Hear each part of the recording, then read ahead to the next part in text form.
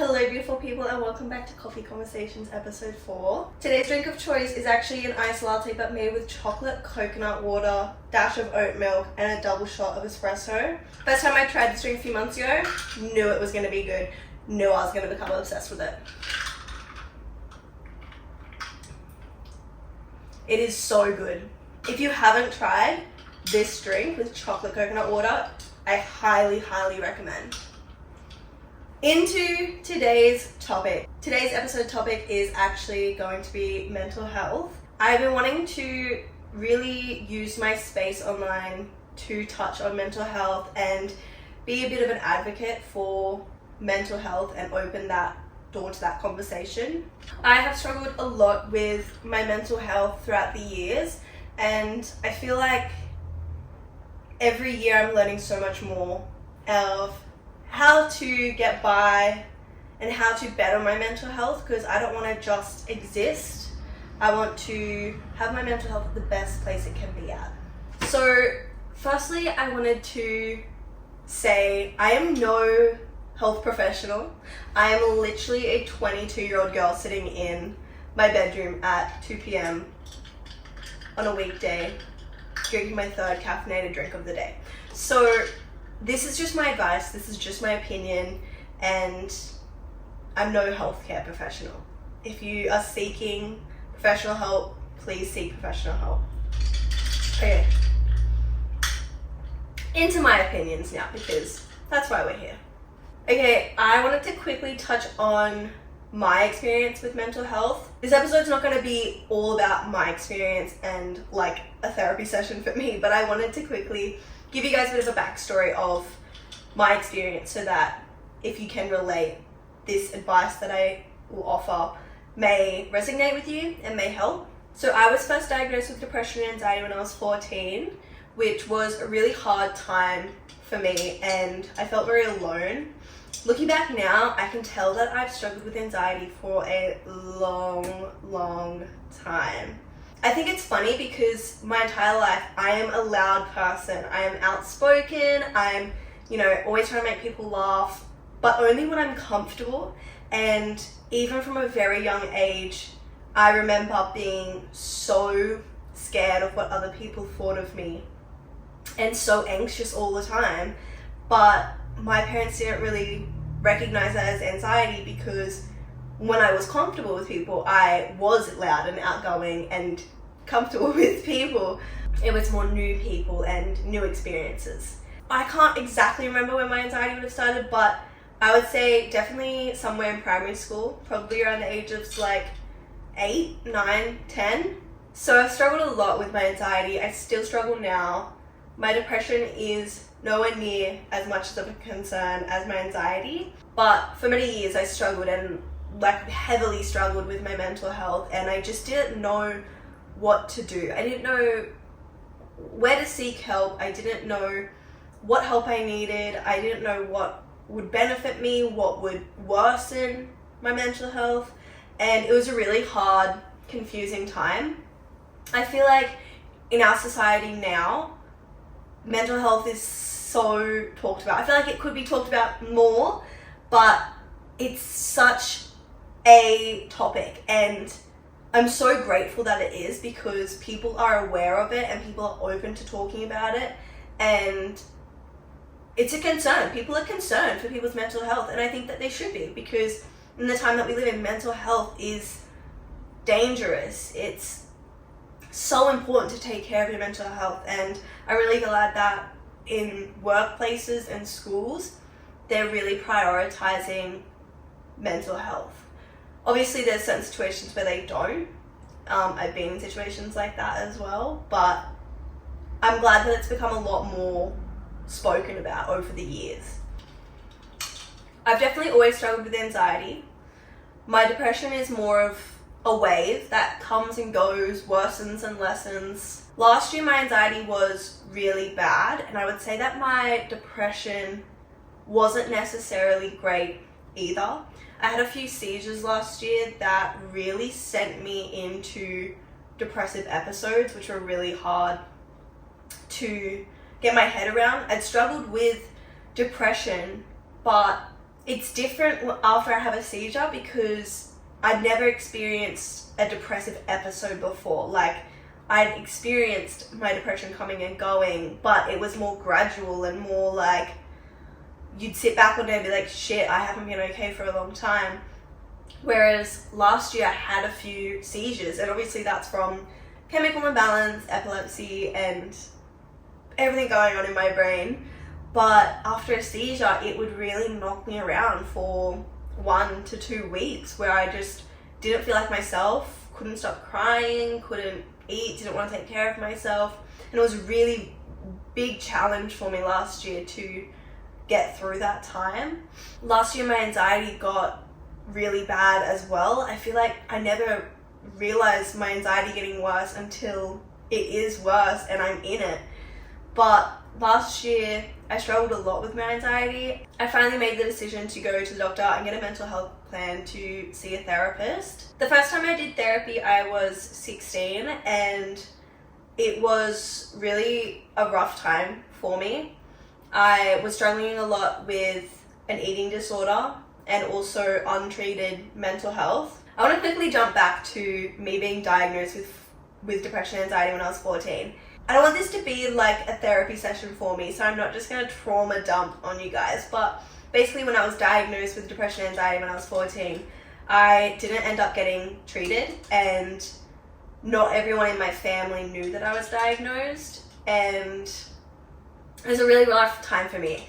It just got brushed under the rug, no one addressed it, and no one did anything to help. So yes, I was taken to the doctors by a parent, yes, I was diagnosed, however, no one chose to actually do anything to address those issues. So that just made things worse because I really had to learn to take care of myself from such a young age and to try and take care of my mental health alone from such a young age with no one that I felt like I could talk to about it. Jumping forward to being 16, I was struggling quite a lot with an eating disorder, which this tied in a lot with my anxiety. If I was feeling more anxious, my eating disorder got 10 times worse. And when you're struggling with anxiety, depression, and anorexia, it's just a deadly circle. Anyway, this was really rough. I was sick a lot of the time. I was having so much time off school. I ended up going to the doctors because my parents were like, what's wrong with you? Why are you sick all the time?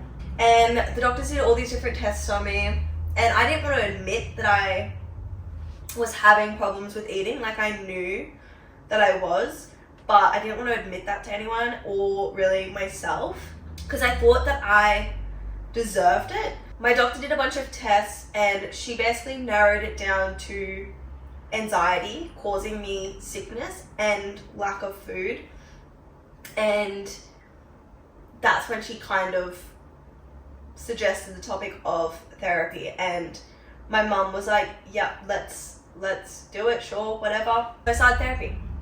My therapist was super nice. It was through Headspace, and I actually did enjoy it. It was super scary. Like, going to therapy as an adult is scary, but as a teenager, terrifying. This is so good. I'm gonna have such bad anxiety tonight after this, but anyway. I need to get a little bit more comfy, cozy. Oh yeah, that's the stuff. Okay, now I'm ready to talk. Anyway, I started going to therapy. My therapist was lovely. She was female. She would have been under 30 years old, like fairly young. And she was so nice. So I'm very, very grateful for that. I ended up having like 12 sessions because we did like the 6 sessions, and then she was like, no, we're gonna see you again. And I was like, okay. Anyway, that helped a lot. Being young, having someone I could talk to about things. Obviously it takes time to build that trust, but it was really good for me to learn the scientific part of mental health and why my brain was acting that way, because when you're young especially, but when you're struggling with mental health, it's so hard to understand why your brain is behaving that way and why you think this way and why you are the way you are. But when someone actually sits down and actually explains the way the brain works and how anxiety and depression can affect the chemicals in your brain, it just helps put things together. It gives you answers to questions that you never thought you would get the answers to. So yeah. Anyway, I did those sessions. They were like, done now, all good. Let us know if you need anything. I was like, okay, peace out, I guess. I still struggled, but not as much. But very shortly after this, I was diagnosed with epilepsy. And so this brought in a whole new level of stress, anxiety, depression, and I struggled 10 times more. That was a really hard year for me, and I struggled a lot with my eating for the next 12 months while I was like 17. And then I was kind of good again for a few months, and then I struggled when I was 18. I struggled so hard with eating and anxiety and depression. It was so rough. Past few years have been fairly good. I've been really trying to take care of my mental health and do what's actually good for me. Last year, my anxiety started getting worse. And it kind of got to the point where I couldn't go basically anywhere by myself without having a panic attack. Like even going to get groceries from the supermarket that I go to that's just down the road from my house would have a panic attack. It's so hard to explain. Like I just hate anxiety so much. And it just got really bad. And got to the point where I was kind of sick of it. It got to the point where I literally was like, I don't have to live like this, and I don't want to live like this. So why am I? Anyway, I went to the doctors and I got a mental health plan to start therapy. And so this was back in October, November last year, and I started therapy in December. And I did 6 sessions with my therapist, and it was good. I'm going to get into therapy more later, but I did 6 sessions. It was good. That's it. I'm not in therapy anymore. But start of this year, I think it was January this year, I just realized that I just couldn't, therapy wasn't enough. I did not want to feel how I felt anymore. I just couldn't do it. So I made the decision to ask my doctor about antidepressants / anti-anxiety medication. And we started on a 10 milligram of a very common antidepressant medication. And I did that for 2 months, and then I asked to up my dosage to 20 milligrams back in March. So I've been on that for a month and a half, and so far, so good. That's basically my summarized journey of mental health issues. Well, just mental health in general, like not all issues. But I've definitely had some struggles, and I've also had good days, and I just thought I would share some of my advice if you're struggling or you don't know what to do or you don't have anyone to talk to and you have questions. I may have answers for you. I think mental health should be talked about a lot more, and I know what it's like when you are riddled with anxiety. Asking people's questions about such a vulnerable topic can be so hard. So hopefully this video helps someone. Now that you guys know my background, I wanted to touch on my thoughts and opinions on therapy. I think therapy is great, but I don't think it's necessarily necessary. Basically, I did therapy when I was 16, and then I've also done therapy as a 22-year-old. I think therapy at 16 was crucial for me. I think it helped me understand myself so much more, and it taught me so many coping mechanisms. And I don't know, I just think my therapist was amazing, and it gave me an outlet, someone that wasn't in my life that I could talk to about anything and everything. And she wasn't going to tell anyone any of it unless it was that someone needed to know. I'm so sick, but I'm just trying to get through this episode without absolutely choking my guts up. My therapist was absolutely amazing, and she taught me so much about myself, so many coping mechanisms, and she really helped me. She gave me the tools I needed as a 16-year-old that was struggling with anxiety and depression. And so I really am grateful for therapy then. However, my recent experience with therapy was so different. Talking's like really drying out my throat. Therapy this time around, while being 22, was so different for me. One, simply just being the fact that I'm older and that my therapist was an older woman as well. My therapist was actually a lovely woman, probably in her 50s, I would say, in her 50s. She was super nice, but I think that age gap was really hard sometimes, and I didn't feel like she could relate to what I was saying. And so it made me feel more anxious talking about myself, because I knew that her point of view on things were different, which everyone has different point of views, but she wouldn't necessarily have a strong grasp on my experience because we live such different lives, if that makes sense. Like, I felt like, for me personally, I feel like a therapist in their mid to late 20s or early 30s would be perfect, because they're closer in age to you, they relate to you better, they've lived similar lives to you, so they can understand society that we live in more, if that makes sense. Feel free to disagree. Therapy for me this time around was also not necessarily necessary. I hope that makes sense. I feel like for a 22-year-old, I'm quite emotionally mature. I don't want that to sound like I'm bragging, because I don't think it's necessarily something to brag about, but just from struggling with mental health from such a young age and having to deal with that by myself alone for so long, I have learnt to process my emotions by myself, and I've learnt to look inward and find out what the cause of those feelings are and address them. So I don't necessarily need therapy for the fact that I need to go to someone and be like, I'm having this issue, can you help me understand why? Because I know why. Like, I've got trauma and I've got issues and I have triggers from things from my past, but I know why. I know all the answers and I know why I react a certain way.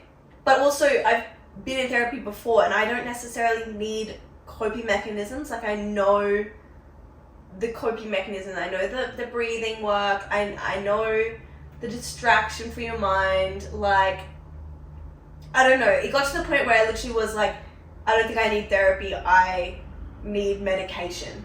Like, I don't actually have issues understanding mental health and my mental health. I have mental health issues. So that's kind of my thoughts on therapy. I think if you are looking for someone to talk to because you feel like you can't openly talk to anyone, whether it's friends, family, partner, whoever it is, definitely try therapy. I think therapy is amazing to go to someone and be able to talk about absolutely anything. And I am grateful that I can do that with my friends. Me and my friends talk about absolutely everything. All the intrusive thoughts, all of the bad things like that we think that we shouldn't say, the things that we think about ourselves that we cannot explain to other people, we talk about together. And there's just no filter with us. And like, in a beautiful way. I'm really, really grateful that I can have that relationship with my friends. But I know what it's like to not have anyone that you can talk to about those really hard conversations. So I think therapy is amazing for that. I think it's amazing to process trauma that you are holding on to when you don't want to hold on to it anymore. But I just don't think it's for everyone. I think therapy is amazing, and I think everyone should try therapy at some point. I really want to get back into therapy before I have kids. I just want to make sure that my issues have been addressed and fully resolved, and I'm not going to project those onto my children. So I'm here for therapy. I just don't think it's something that I need right now in my life. Yeah. Okay, I don't want this to be a long episode, so I'm going to try and get on with what I'm trying to say. Okay, my thoughts on medication. I always had this stereotype kind of opinion about medication. I grew up in a household where it was like, you'll be right. And if there was anything wrong, it would be like, oh, you'll be right. Brush it off, it's fine. So, I want to give examples, but I don't want to yap too much about my family life. I'm going to give a very broad example. If I had a headache, my parents would be like, oh, you'll be right. You'll be fine. And if it got really bad, they'd be like, oh, well, go have some Panadol, have some water, go to bed early. But it was always oh, you'll be right. I don't know, I kind of had this really weird stereotype of medication, and I don't know how to explain it, but I just had never grown up in a family that were if something's wrong with you, we get you checked, we find a solution, and if it's medication, then we take medication. I hope that makes sense. I'm sure people can relate to that. I hope so, and I'm making sense. Basically, I just grew up with a bad opinion on medication. I grew up thinking, I don't need medication. I'll be fine. I don't need help. I'll be fine. And so growing up, and even not even being medicated for my epilepsy. I'm not even medicated for my epilepsy. I have seizures and I'm not medicated. I'm on a wait list, so I'm waiting for that to be sorted. But I have a disability and I'm not even medicated for it when I could be. And that's a long story that I'm not going to get into. But just growing up thinking oh, I don't need medication. I'll be fine. I don't need it. So that was a really hard bump to get over. That was really hard for me to kind of break that opinion in my mind. I just didn't want to accept that I needed to take pills every single day of my life to be a certain way. And I don't know why, but that was just engraved in my mind. I came to this conclusion first about epilepsy medication, and then I kind of this makes sense for anxiety medication as well.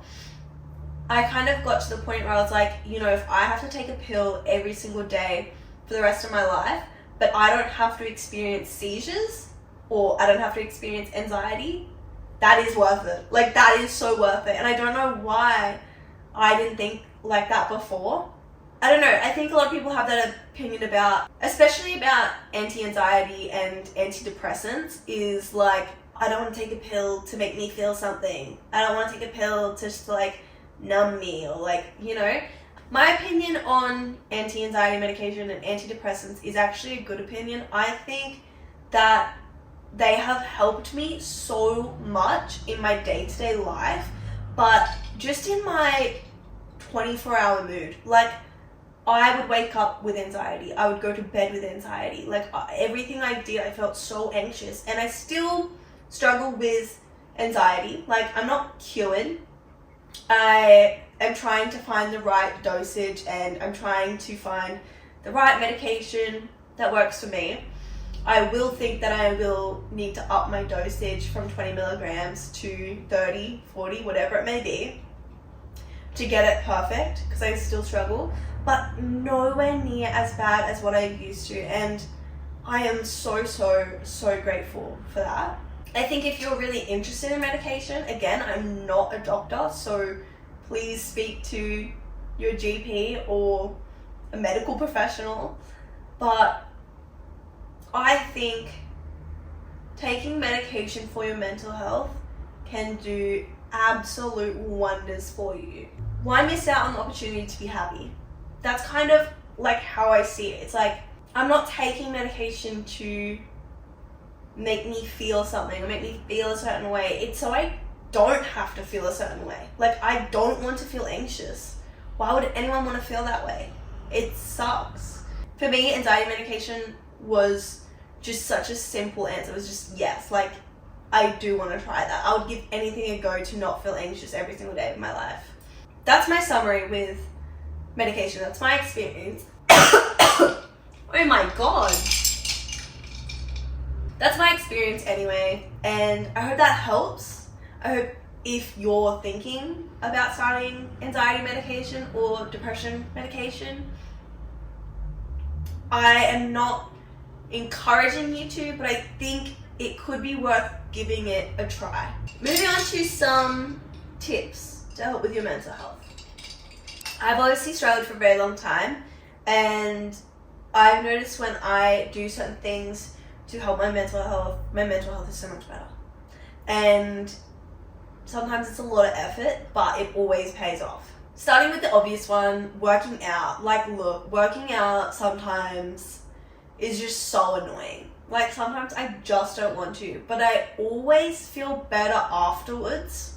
And a lot of people feel that way. Like, a lot of people don't enjoy working out, but they feel 10 times better afterwards, and so it's worth doing. My favorite thing to do when my mental health is a bit shitty is go on a hot girl walk. Like, one, you're going outside, you're getting vitamin D, you're getting fresh air, and you're exercising, and it's not intense exercise. You're just strolling through the neighborhood, along the beach, wherever it is, and it's relaxing, it's enjoyable, it's calming. Going on walks makes such a difference. I wish I did them more often. I simply just don't, but that is a goal of mine, to walk more. And whenever my mental health is feeling a bit shitty, it's the first thing I do is start going for hot girl walks more often. Okay, again, very simple, very straightforward, but eating healthy, drinking more water, getting enough sleep, all of these things will make you feel 10 times better. We all know this. It's hard to get yourself out of a rut when you are in that rut and you have no motivation to get yourself out. But doing these things will just make you feel 10 times better. So you just have to find the motivation to do them, and you will thank yourself. I think another big thing for mental health that people don't talk about enough is actually taking time to rest and saying no to things. Like, a lot of people think, oh, my friend's invited me out for dinner, and oh, maybe it'll make me feel better distracting myself for a few hours, so I may as well just go. It depends what kind of person you are. But if I was feeling shitty and had shitty mental health and my friends invited me out for dinner and like drinks, that would just make me 10 times worse. I would feel anxious about going. I'd feel anxious about what I'd wear. If I was struggling with depression, I would hate everything I'd put on my body. I wouldn't be excited to go. I'd probably end up drinking too much to calm my anxiety, and then I'd probably end the night crying. And then I'd feel worse the next day because I'd be hungover. If I'm feeling shitty, the first thing I do is say no to things I don't want to do. If I want to stay at home and have, a bowl of pasta for dinner and a cup of tea and a bath, like, I would rather stay home and do things that are going to really calm my mind and make myself feel better. I would rather get 9 to 10 hours sleep than go out to try and distract myself from my issues, from my problems. I'd rather address them peacefully in my own home. So that's one piece of advice. Don't go out. Don't try and distract yourself from your problems. Address your problems. Find things that are going to make you feel better and do those things. And treat yourself with gentleness in times like this as well. It's really important. We're still struggling. We're still learning how to take care of ourselves. And I think we're so hard on ourselves already. We don't need to be harder on ourselves when we're vulnerable. My last thing I wanted to address when it comes to mental health. I think a lot of people will disagree with this, and that's okay. You are the one with the power to get better. Only you can get yourself out of a mental health hole. And I know that's a really hard pill to swallow. For me, in my experience, no one could do anything to help me until I accepted that I wanted to get better. It is so easy to fall into an anxiety or a depression hole. At least that's what I call it, in a hole, because it's so hard to get out of.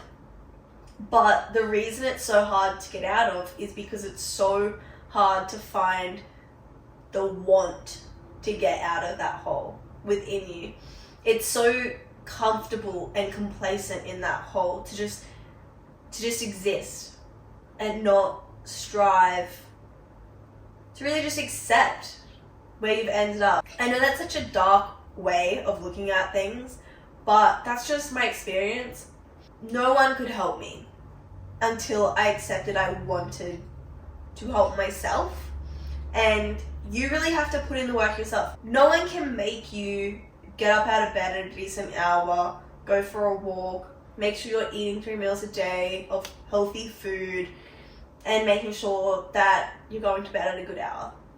You have to do those things. You have to be accountable for your own mental health, and you have to be the one to want to do it enough to get better. If you want to be happy and you want to take care of yourself, because you should want those things. You should want to take care of yourself and you should want to be happy. Yeah, it's a lot of hard work and you can ask for help, but you're the one that's going to have to work hard for it, and it's worth it. It is so worth it. Okay, that is all for this episode. I hope at least some of the things I said helped someone out there. I want you to know that you're not alone with mental health. Like, you're not alone while struggling if you are struggling. Yes, it's scary asking for help, but you won't regret asking for help. There's always someone out there that will want to help you and will want to listen to what you're going through. And you just have to be brave and want to get better. That was such a good coffee, except I'm gonna have such bad anxiety tonight because that was my 3rd caffeinated drink of the day. My bad. Coffee's done. End of the episode. Thank you so much for watching. Thank you so much for listening. If you have any questions, feel free to comment down below. If you have any topics you'd like me to discuss in the next coming episodes, feel free to message me or comment down below. And I will see you beautiful people in the next episode.